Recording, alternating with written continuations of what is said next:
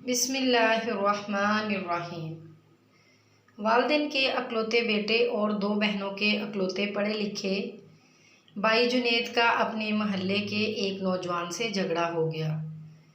हाथापाई हुई और कुछ गालियों का तबादला भी हुआ। जुनैद घर आया और अपने कमरे में बैठ गया। इसने अपने दुश्मन को मारने का फैसला कर लिया और अलमारी से पिस्तौल निकाल लिया।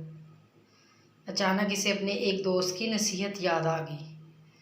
दोस्त ने इसे ऐसा कोई भी इंतहाई कदम उठाने से पहले 30 मिनट के लिए वारदात के बाद सूरत हाल तसव्वुराती तौर पर देखने का कहा था। जुनैद ने तसव्वुर में अपने दुश्मन के सर पर 3 गोलियां फायर कर दी। इसे अब्दी नींद सुला दिया। 1 घंटे के बाद वो गिरफ्तार हो गया। गिरफ्तारी के वक्त इसके वालिदैन और 2 बहनें फूट फूट कर रो रही थीं। इसकी माँ बेहोश हो गई। मुकदमा शुरू हुआ तो घर खाली होना शुरू हो गया। एक के बाद एक चीज़ बिकती गई। बहनों के पास तालीम जारी रखना नामुमकिन हो गया और इनके डॉक्टर बनने के ख्वाब मुकदमे के फाइल में खर्च हो गए।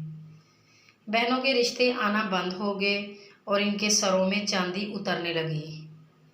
जेल की सलाखों के पीछे हर हफ्ते वालिदैन और बहनें मुलाकात के लिए जाते। बहनों का एक ही सवाल होता, भैया अब हमारा क्या होगा? हम अपने भाई के बिस्तर पर किसे सुलाएंगी?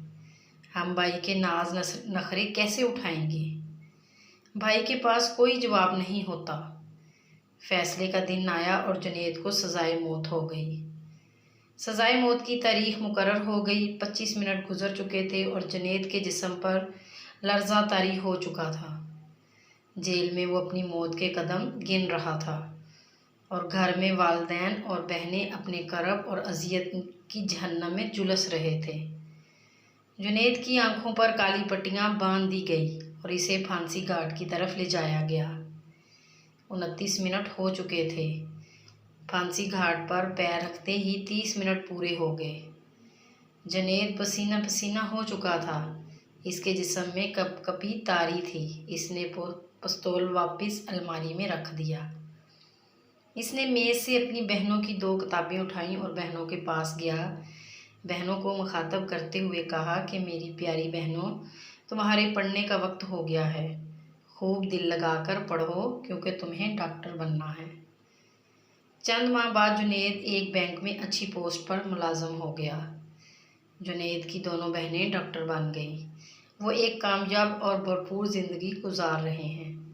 इन 30 मिनट की तसव्वुराती वारदात और 30 मिनट के मुकदमे की कार्रवाई ने एक पूरे घर को उजड़ने से बचा लिया।